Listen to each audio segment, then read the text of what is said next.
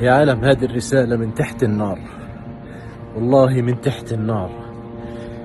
يا عالم وصلوا صوتنا للعالم، وصلوا صوتنا للعالم، وصلوا لهم انه احنا اطفالنا قاعدة بتموت ونسائنا بتموت. احنا مش خايفين، والله ما احنا خايفين. هي القصف ورانا، لكن يشهد علي الله انها دموع خذلان. يا أمة يا أمة، يا الله يا الله. يا عالم، يا عالم وصلوا صوتنا للعالم.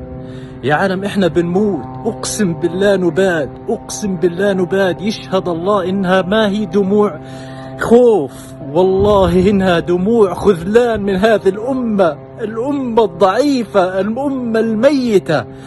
حسبنا الله ونعم الوكيل، حسبنا الله ونعم الوكيل عليكم. والله ما احنا مسامحينكم، والله ما احنا مسامحينكم، والله ما احنا مسامحينكم. حسبنا الله ونعم الوكيل، حسبنا الله ونعم الوكيل.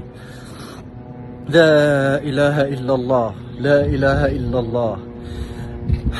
احنا في مخيم الشاطئ، لربما تكون آخر رسائل، لربما تكون آخر اشي تسمعوه مني.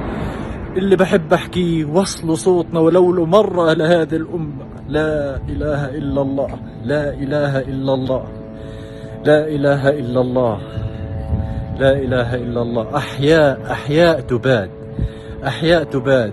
ليل نهار هذا حالنا، ليل نهار هذا حالنا. عائلات بأكملها تحت الإنقاذ، أطفال، رجال، نساء، كل ما تتخيل كله تحت الخطر. ما في منطقة آمنة في غزة. اللي بيحكي لك غير هذا الكلام بيكون بيصبر فيك وبيكذب عليك.